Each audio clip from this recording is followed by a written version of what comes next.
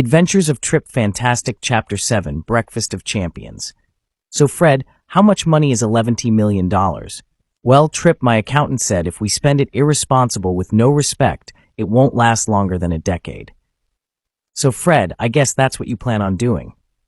You betcha, Fred grind. 2 weeks later, our heroes Tripp and Fred found themselves on board a luxury cruise ship in the middle of Bermuda. There were all sorts of important folk on board, even that funny rubber face guy from Ace Ventura 2. Jim Carrey. Tripp, what about him, Fred? Tripp asked slowly. Look, he is have breakfast over there. And lo and beholden, it was Jim Carrey eating fruit from what looked like a llamas's food bucket. I'm gone. Go say hello, Tripp said, clearly looking like he had forgot to breathe. Good morning, James, Tripp politely said, trying hard to sound like Miss Moneypenny. He was hoping the legend of a comic would get his subtle humor. Good morning, Tripp. Fantastic. I have been expecting you. Take a seat. Have some fruit, Jim Carrey replied. This is my good friend, Tripp began. Your good friend Fred, Jim Carrey interrupted. Fred and Jim gave each other a knowing wink. Okay, I'm freaked out a little. Do you two know each other? Tripp asked. Guys, come to my cabin. I have some stuff I would like to share with you both, Jim said, standing up. So you're saying every time someone gets enlightened from watching one of your movies, you wake up more enlightened? Tripp asked. Yes, Jim answered. So you get money and universal illumination, you lucky fucker. Fred said, try to sound like a shape-shifting reptile from the Orion constellation. Wow, Fred, you sounded just like a shape-shifting reptile from the Orion constellation, Jim Carrey said, grinning. Tripp, rumors have it you have the only known copy of the Garama Chronicles.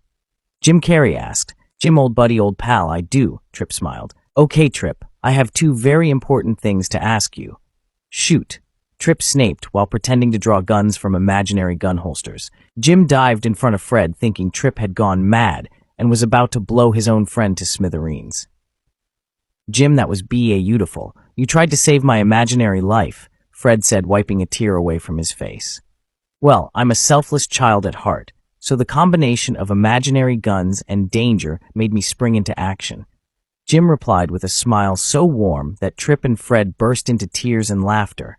Fred even pee-peed a little, his bladder infection being what it was.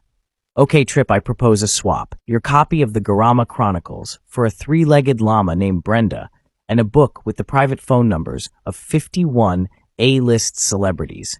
For prank calls of cause, yes, Taylor Swift is in there. But a word of warning, Stephen Hawkins will fuck you up if you waste his time. Well, first, what do you want to do with the Garama Chronicles?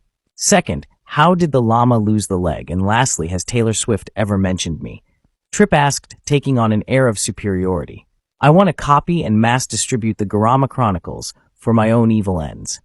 The guy who sold me the Peruvian llama also sold me a bag of Peruvian magic mushrooms grown in Peruvian bullshit.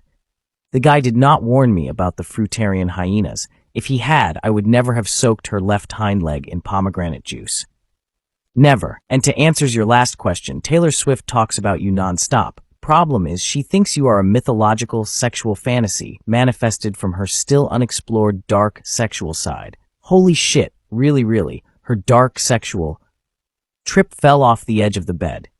No, not really, Tripp, but your imagination is a strong one. Anything is possible with the right contacts, Jim Carrey replied, smiling like the devil herself.